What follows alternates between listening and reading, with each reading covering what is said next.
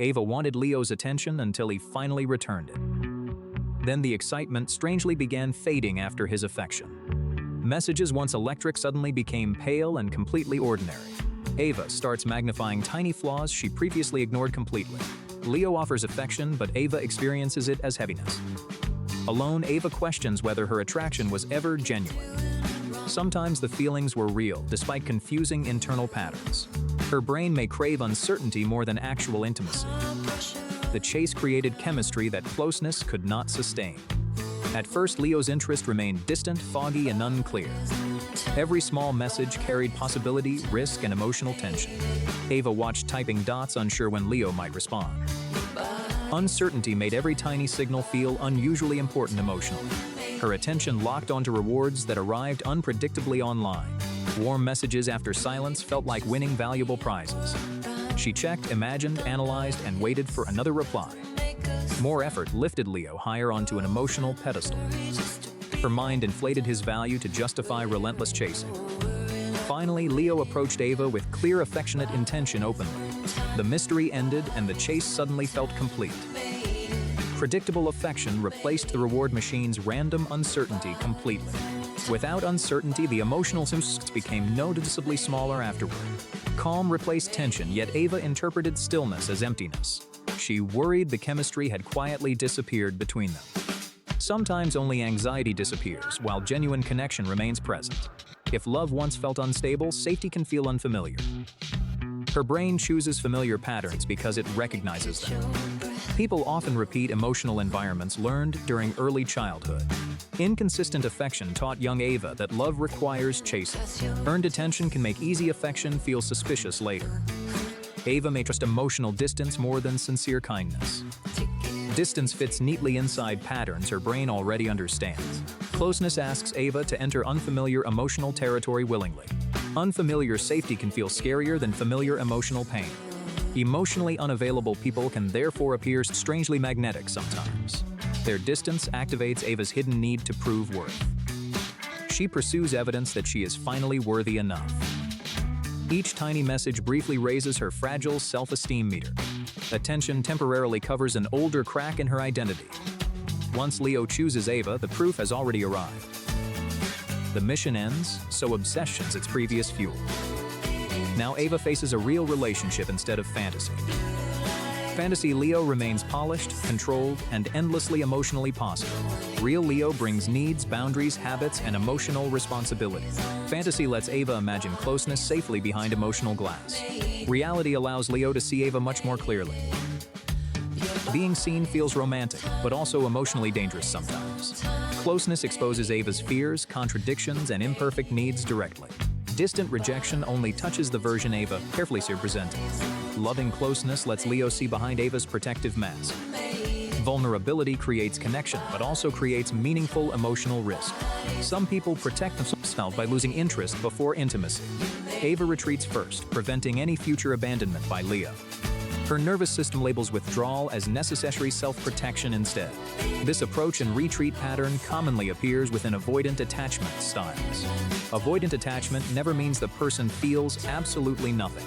It reflects learning that closeness brings pressure or disappointment. Love can feel powerful while remaining safely far away. When Leo becomes available, Ava suddenly feels emotionally trapped. Closeness requires communication, compromise, availability, and emotional presence daily. Fantasy partners remain silent and ask absolutely nothing back. Real partners have feelings, boundaries, and needs requiring consideration. Fear of losing independence can also trigger withdrawal quickly. Ava misreads sincere affection as chains, control, or obligation. A simple message suddenly feels like an enormous demand. Shared plans may resemble cages inside Ava's frightened imagination. Her threat system exaggerates ordinary closeness into serious danger. Low self-worth creates another path into emotional withdrawal patterns. Believing herself unlovable makes genuine affection deeply confusing emotionally. Ava wonders why Leo would choose someone like her. Leo's interest lowers his perceived value inside Ava's mind.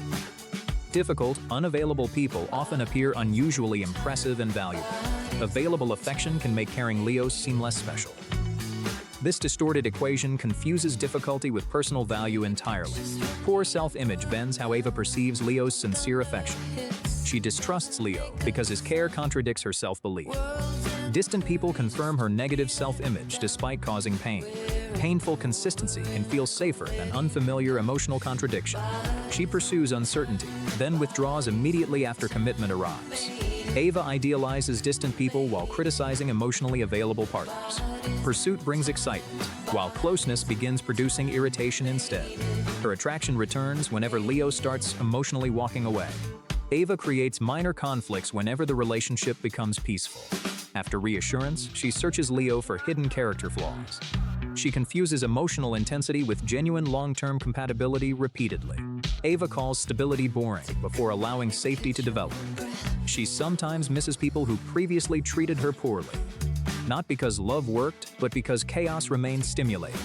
So, did attraction disappear, or did fear suddenly appear? First, Ava notices exactly when her feelings suddenly shifted.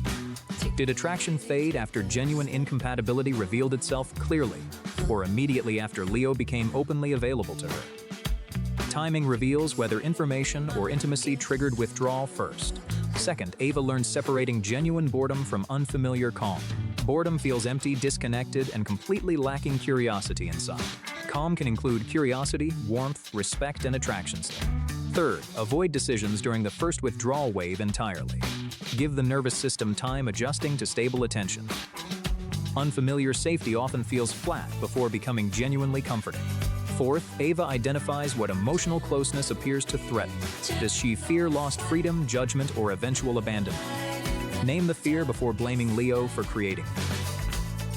Fifth, evaluate relationships through patterns instead of emotional spikes.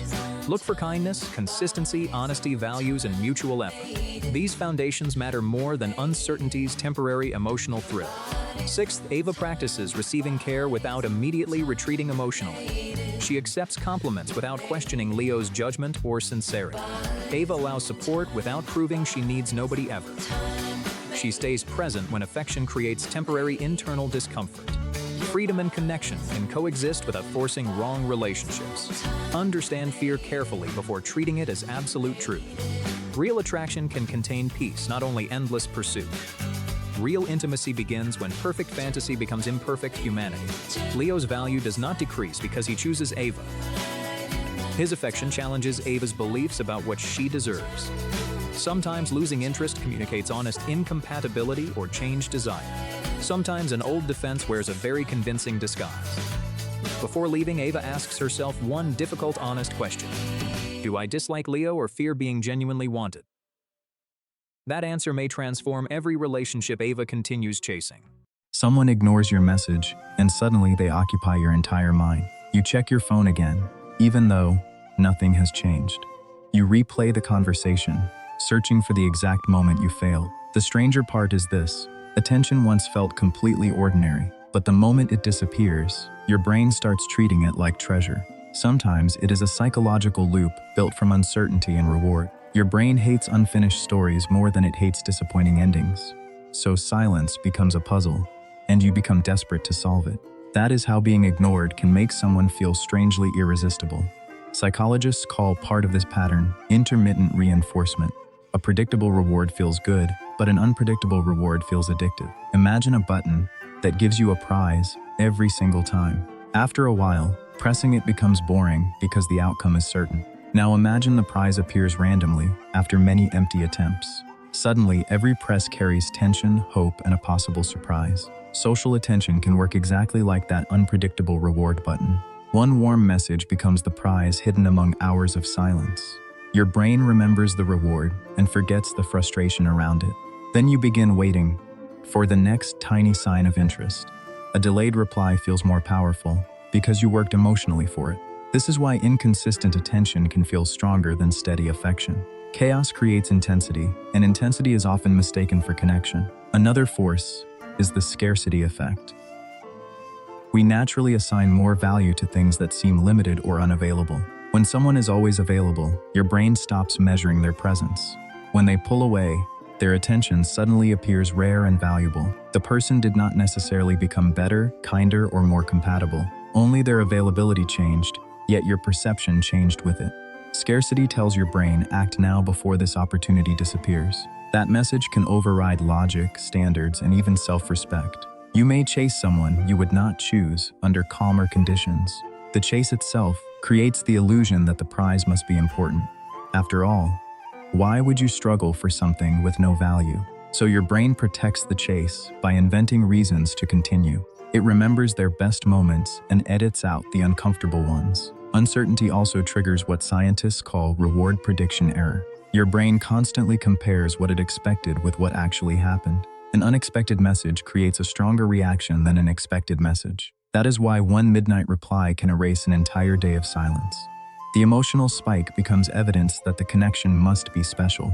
But the spike may come from surprise, not genuine compatibility. Your nervous system feels excitement, while your mind calls it destiny. This confusion is common because anxiety and attraction share physical signals. Both can create racing thoughts, alertness, tension, and intense focus. Your body says something important is happening, but not what it means. Then your imagination fills the missing information with a flattering story. You assume they are busy, afraid, damaged, mysterious, or secretly overwhelmed. This creates an open loop inside your mind. An open loop is any unfinished situation your brain keeps revisiting. Completed experiences fade, but incomplete experiences remain mentally active. That is why unanswered messages can feel louder than honest rejection. Rejection closes the door, while silence leaves it slightly open. And a slightly open door can consume more energy than a locked one. Your ego also becomes involved. Being ignored can feel like a threat to your social value. Now the goal changes from connection to proving you are worth choosing. You stop asking, "Do I like them?"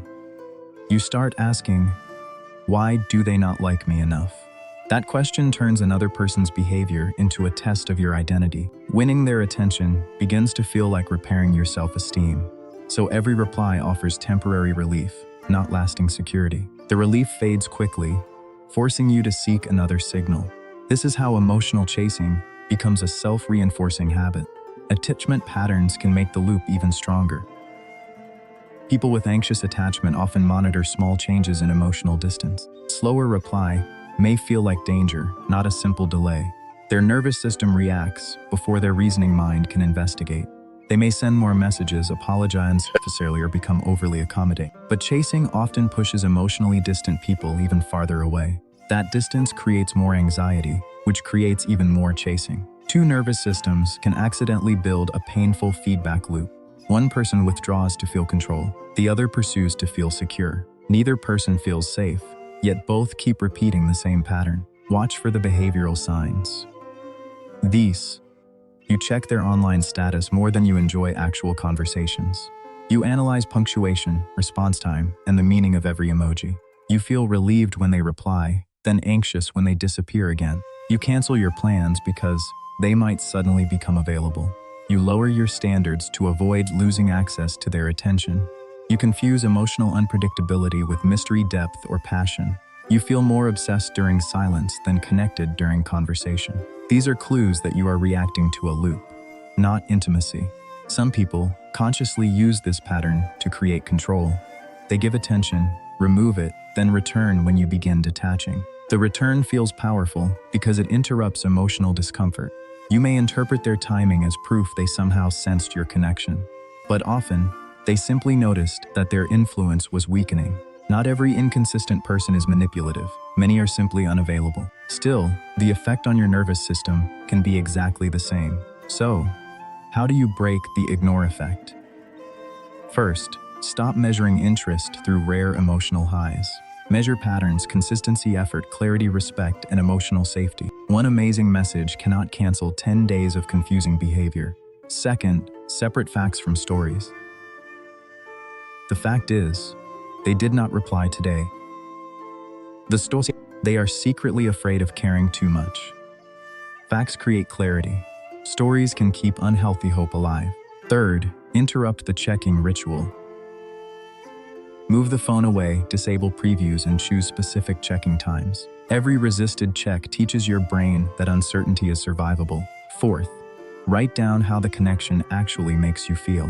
Do you feel calm, respected, and understood, or mostly anxious, distracted, and desperate for reassurance? Your emotional baseline reveals more than your most exciting moment. Fifth, return attention to your own life.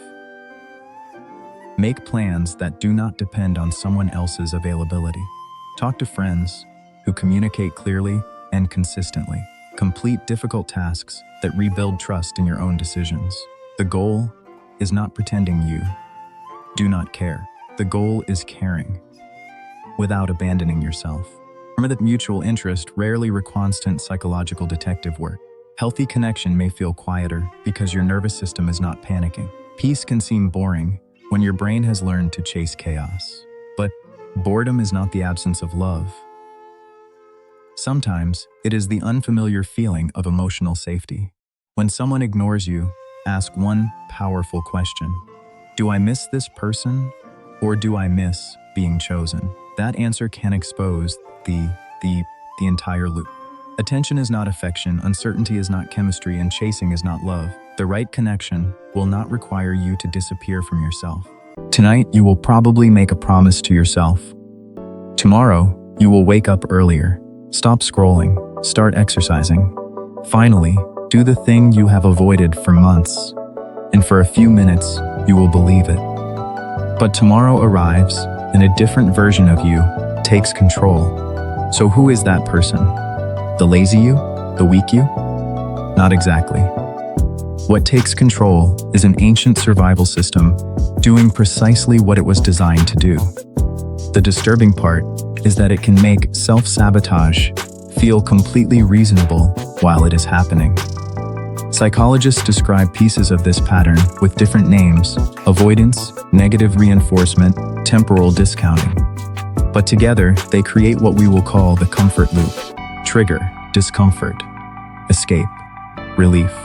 Repeat. 5 steps so fast that you rarely notice them.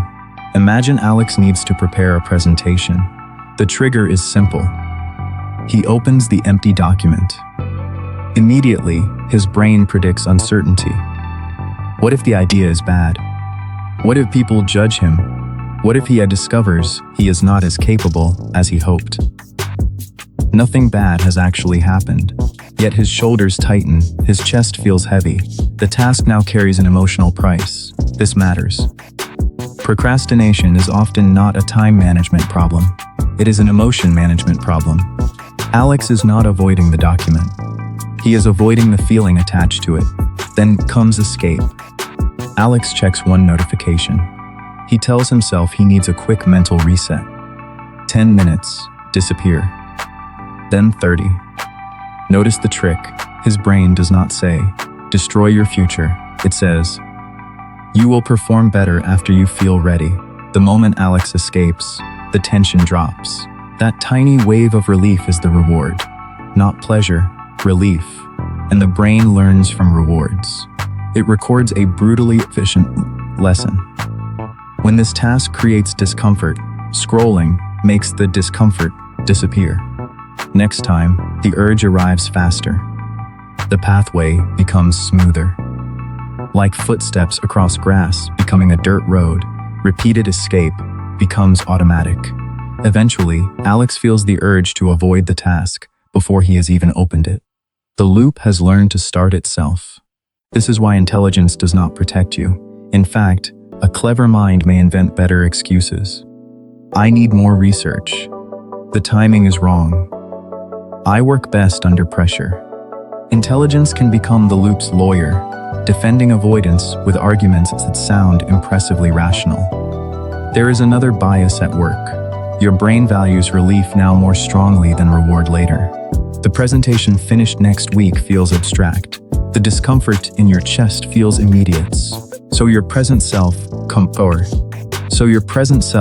borrows comfort and sends the bill to your future self. But the bill grows. Guilt joins anxiety. The unfinished task becomes larger in your imagination. Now beginning feels even harder, so you escape again. This is emotional compound interest. Each delay reduces discomfort for a moment, then increases the total discomfort waiting for you. After enough repetitions, behavior becomes identity. You stop saying, I avoided this task, and start saying, I am lazy. That sentence feels like an explanation, but it is actually a cage.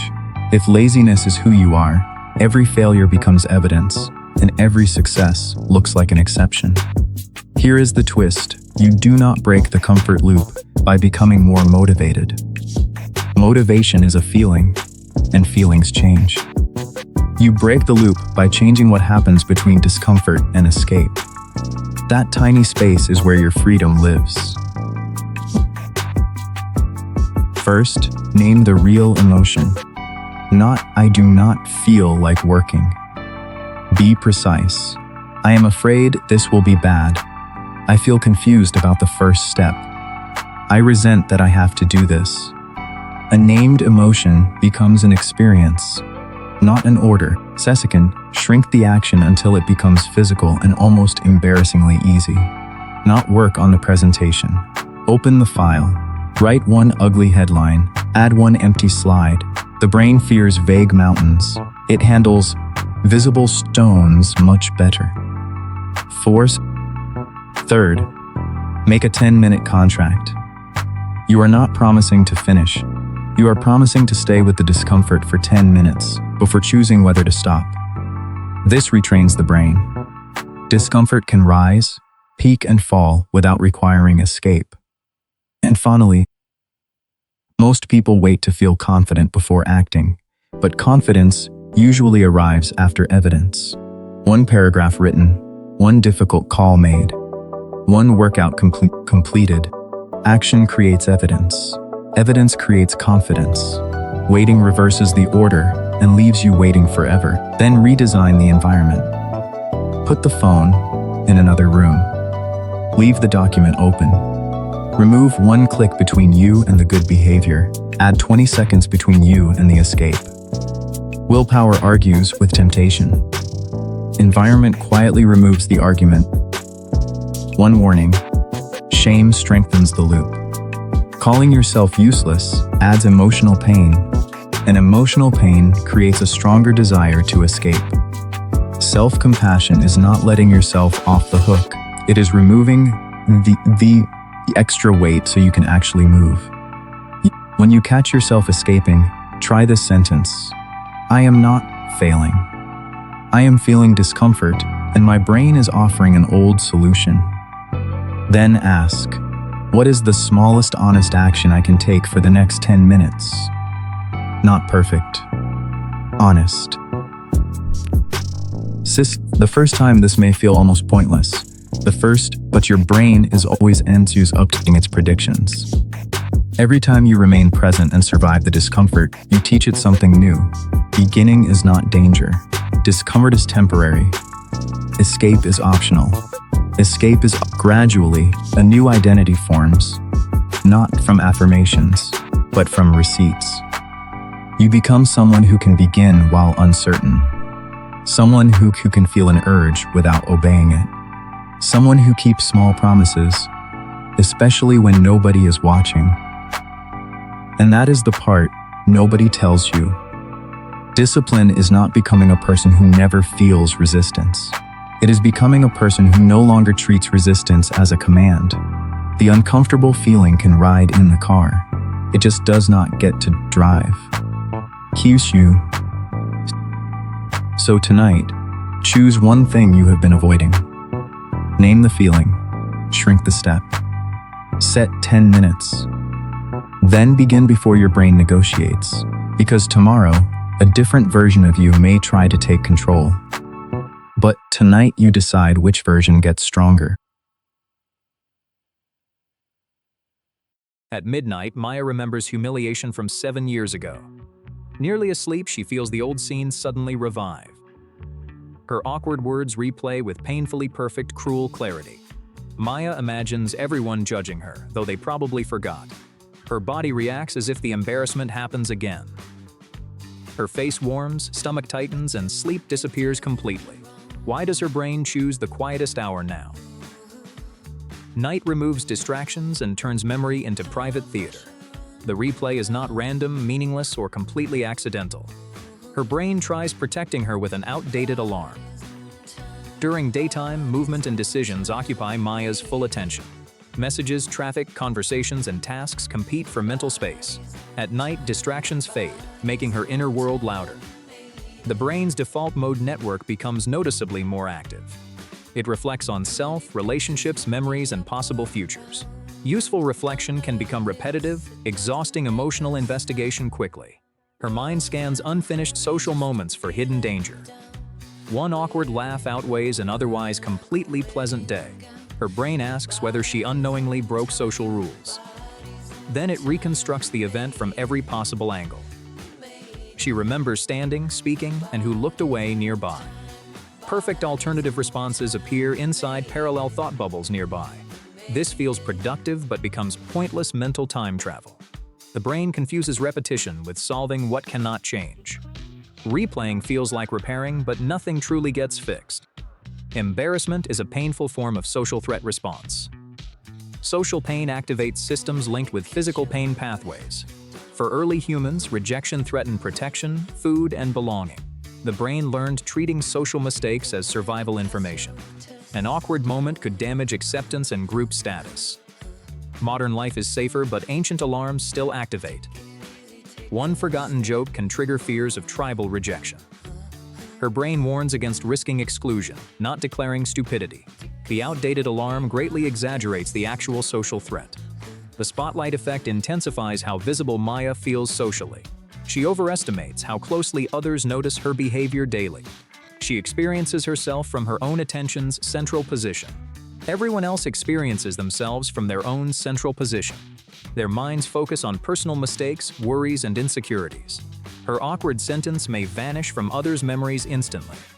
The frowning person may feel tired, distracted, or uncomfortable. Still, Maya interprets one expression as permanent social judgment. Her mind creates a courtroom with 3 impossible roles. Without outside evidence, the imaginary trial never truly ends. Memory functions differently from how most people commonly imagine. It is not perfectly stored like an internal recording. Each recollection reconstructs the experience from scattered mental fragments. Real details mix with emotions, assumptions, and missing information. Tonight's memory may feel harsher than the original event. Present insecurity paints the old memory with darker shadows. Each replay can add reactions that never actually happened. She may not remember the original moment accurately anymore. Instead, she remembers her brain's most recent reconstructed version. This changing process is known as memory reconsolidation today. Reactivated memories become flexible and emotionally reshapeable again temporarily. Flexibility supports healing, while rumination can create distortion instead. The scene becomes sharper, darker, and increasingly personally meaningful. Another influence is the brain's powerful negativity bias system. Negative information receives greater attention than positive information usually. Compliments fade quickly, while one criticism survives for years. This bias helped ancestors remember dangers and threatening behavior. Missing pleasure was harmless. Missing danger could prove fatal. The brain stored painful events more strongly than successes. 10 normal conversations cannot silence one awkward sentence tonight. Her brain believes painful memories contain urgent survival information. It magnifies mistakes while ignoring everything she handled well. Then shame enters and changes the event's personal meaning. Guilt judges behavior, shame judges the entire person's identity. One small mistake spans into a damaged identity mirror. Instead of learning, Maya begins repeatedly attacking herself emotionally. Self-criticism resembles discipline, but often increases anxiety and avoidance. Threat narrows perspective and blocks flexible creative thinking pathways. Her attention tightens around one embarrassing detail completely alone. This narrowing creates a powerful repeating rumination loop nightly. Memory causes discomfort, and discomfort triggers deeper analysis again. More analysis strengthens emotion, making the memory feel important. Importance triggers another replay, restarting the entire painful cycle. At night, physical stillness allows the loop to strengthen. Few outside signals confirm the old danger is past. Darkness, silence, and fatigue reduce healthy emotional perspective greatly. Small worries feel enormous when her nervous system tires. A tired brain has weaker cognitive control and brakes. Emotional alarms remain active while mental brakes become weaker. Harmless memories can feel catastrophic during exhausted midnight thinking. Forcing thoughts away can make them return much stronger. The brain interprets suppression as proof of hidden danger. Then it constantly monitors whether the memory stays hidden. Monitoring requires repeatedly activating the memory inside awareness again. This creates the ironic and frustrating rebound effect immediately. The harder she resists thinking, the more thoughts multiply. Fortunately, Maya can interrupt replay without fighting the memory. First, she names what is happening in simple language. My brain is running an old social threat replay. This creates distance without denying her very real emotion. Second, separate the event from its dramatic interpretation clearly. The event was simply using one incorrect word publicly. The interpretation says everyone now considers her completely incompetent. Only the simple event is directly supported by evidence. Third, imagine someone loved making the identical human mistake. She would respond with kindness, perspective, and realistic understanding. Maya gives herself the same gentle interpretation she offers.